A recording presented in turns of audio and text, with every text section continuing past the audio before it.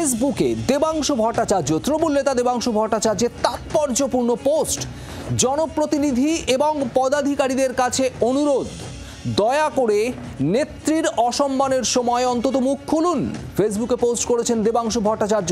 সেখানে তিনি লিখছেন, এই নেত্রী এবং দলের অনুমোদনেই আপনি নির্বাচিত, দয়া করে মুখ খুলুন। ফেসবুকে পোস্ট দেবাংশু ভট্টাচার্যের। প্রবীর চক্রবর্তী আমাদের প্রতিনিধি রয়েছেন আমাদের সঙ্গে। প্রবীর, ঠিক কি বক্তব্য দেবাংশু ভট্টাচার্যের?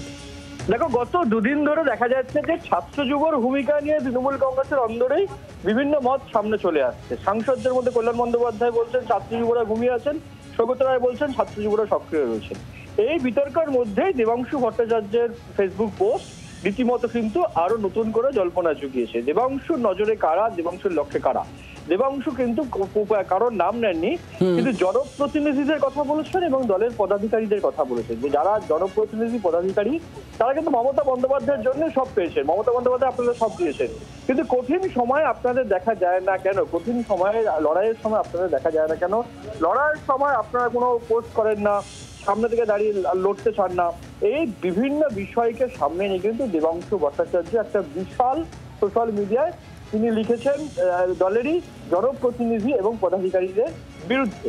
স্বাভাবিকভাবে দেবাংশু এই নতুন করে সোশ্যাল মিডিয়া পোস্ট গত বিভিন্ন যা চলছে তৃণমূলের অন্দরে, বিশেষ করে মমতা বন্দ্যোপাধ্যায়কে অক্টোবরে ইতিফাই বিভিন্ন প্রশ্নের সম্মুখীন করায় এবং কার্যত সেখানে হট্টগোল করা, ইতিমধ্যেই একটা চর্চা চলছে রাজনৈতিকভাবে বামেদের মধ্যে, বিজেপির মধ্যে, তৃণমূল কংগ্রেসের মধ্যে।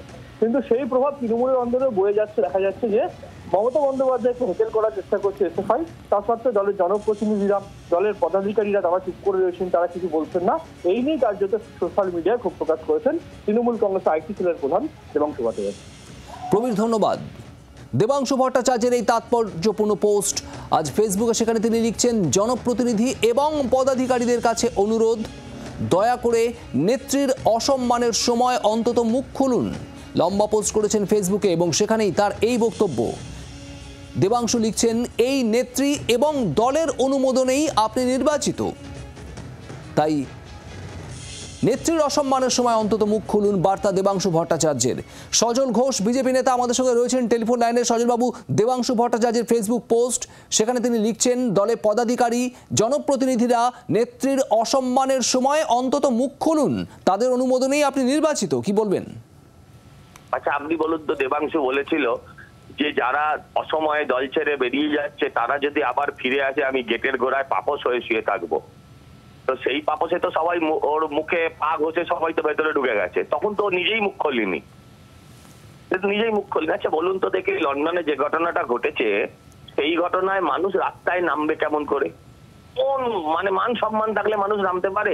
ইংরেজের স্তুতি করছেন সে মানুষ ব্রিটেনে গিয়ে, বা একজন ইংরেজ যদি আপনাকে বলে যে আপনার দেশ এগিয়ে গেছে আমাদের থেকে অনেকটা, বিশ্বে 1 নম্বর হতে চলেছে, তখন বলছেন মিথ্যে কথা, বাজে কথা, এরম হতেই পারে না। আচ্ছা, তার নিয়ে মিছিল করা যায়? রাস্তায় তো লোকে ছুতু দেবে গায়ে, বাড়িতে তো মা বউ আর ঘরে ঢুকতে দেবে না। আরে ভাই, যাই করুক না কেন ঘরে তো ফিরতে হবে। কোন লজ্জায় করবে? আচ্ছা, কোন ছাত্ররা যাবে যাদের 8 বছর কোনো নির্বাচন হয়নি? যে ছেলেটা 8 বছর আগে ছাত্র ছিল সে তো এখন বিয়ে করে ঘর সংসার করে তো ছাত্রের বাবা হয়ে গেছে, তাই না? ওদের দলে 8 বছর নির্বাচন হয়, এটা কে? যুব নেত্রীকে। ওদের যুব নেত্রী হচ্ছে যে শিব ঠাকুরের মাথায় টুপি পরিয়েছিল, তো সে করবে এগুলো? ছাগল দিয়ে লাঙল চাষ হয় না। হ্যাঁ, অতএব এদের দলে কেউ নেই। ও এখন কুণাল ঘোষ সুপার আলট্রা হয়েছে। কুণাল ঘোষ এর আগে আরজি করের ঘটনার পর বলেছিল যে শুধু আমি লড়েছি আর 2-3 জন লড়েছে, ঠিক সেই লাইনেও এখন হাঁটছে। এইসব আরে এদের মোবাইলটা হাত থেকে কেড়ে নিন, এদের রাজনীতি শূন্য। এরা কোনোদিন ফেস টু ফেস ওর নিজে রাস্তায় নেমেছে?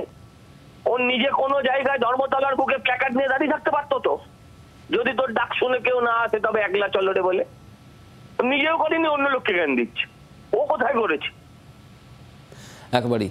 সজল ঘোষ বিজেপি নেতা, আপনাকে ধন্যবাদ। আমাদের সঙ্গে ছিলেন টেলিফোন লাইনে বিজেপি নেতা সজল ঘোষ। বাংলার আওয়াজ, বাঙালির আবেগ, জি 24 ঘন্টা।